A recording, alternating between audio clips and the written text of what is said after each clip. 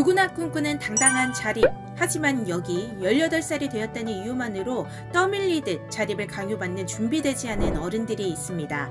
아동보호기관이나 위탁가정을 거친 보호종료 아동들인데요. 그들의 목소리를 듣고 제도를 모색하는 간담회가 열렸습니다. 보호종료 아동의 특성상 청소년에서 성인으로 성장 자립하기 위해서는 지원이 필수적인 것이 사실입니다. 하지만 개인들의 구체적인 상황을 배려하지 않는 정책으로 인해서 많은 분들이 상처를 받고 소외되는 경우가 많은 것 같습니다. 이것을 일률적으로 어떻게 해야 된다라고 정해져 있는 게 현실이고요. 수많은 보호종료 아동들은 사회생활 시작과 함께 주거 문제와 빠듯한 생계비용을 스스로 감당해야 합니다. 가정이라는 울타리 속에서 단계적으로 준비하고 자립하는 대부분의 청년들과는 출발 지점부터가 다른 이들. 자립과 동시에 손에 쥐어진 정착금과 지원금은 미래를 준비할 밀거름이 되어주지는 못하는 게 현실인데요. 미래를 개척할 원동력도 이를 위해 손 내밀 곳도 없는 청년들의 이야기를 들어봅니다. 저는 2018년도에 아동복지시설에서 퇴소를 하였는데 1년 빨리 퇴소를 하게 됐는데 퇴소하고 자립수당이라는 그 매달 30만 원씩 보종아들한테 지원을 해주는 제도가 있는지를 모르고 있었어요. 그래서 저 같은 경우에는 늦게 신청을 해서 6개월만 받고 저번 달부터 끊기게 됐어요. 퇴소하고 3년이 아니라 신청한 날부터 3년을 지원을 받을 수 있다면 필요한 시기에 신청을 하고 그 시기 안에 자기가 계획에 맞게 유익하게 쓸 수 있지 않나라는 생각을 했어요.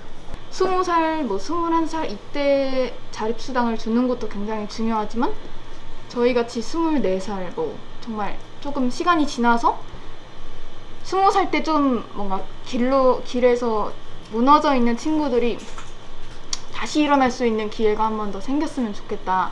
그래서 자립수당이 꼭 어린 나이의 친구들한테만 주는 것이 아니라 조금 시간이 흘러서 저희 나이대 애들 친구들도 다시 도전할 수 있는 기회가 오면 좋겠다 이런 생각을 했었습니다.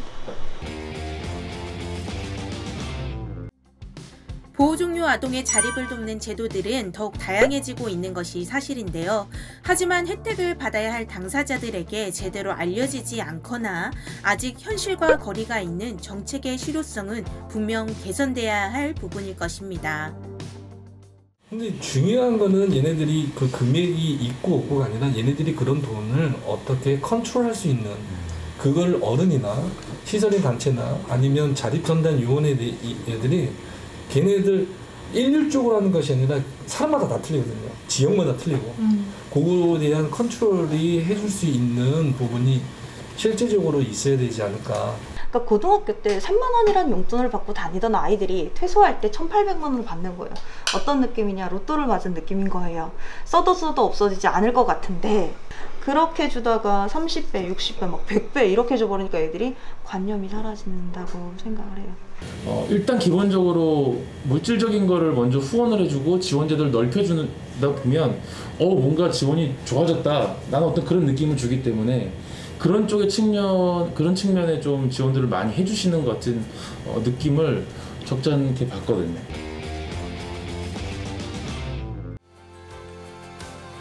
청년의 시기는 도전의 시기라 할 수 있습니다. 이들이 꾸는 꿈이 달라지는 미래를 만들어가기 때문이죠. 그 도전의 밑바탕은 넘어져도 디딜 곳, 실패해도 다시 시작할 수 있는 출발 지점이 아닐까요? 되돌아갈 곳이 없는 보호종료 아동을 언제든 안전하게 뒷받침해줄 수 있는 제도가 시급합니다. 자립에 대한 목표를 잘못 설정한 것이다.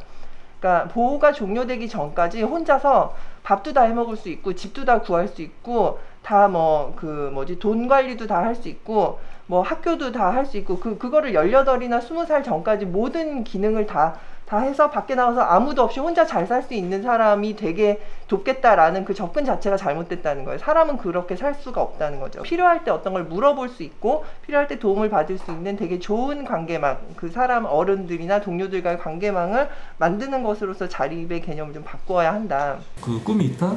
그러면 그런 것들을 제도적으로 얘가 할 수 있는 것들을 만들어주고 거기에 얘가 디딤씨앗이나 자립정착금이나 이런 것들이 전체 그다 쏟아붓지 않아도 할 수 있을 만한 이런 어떤 정책적인 제도나 이런 것들이 맞닥뜨려지면 좋지 않을까.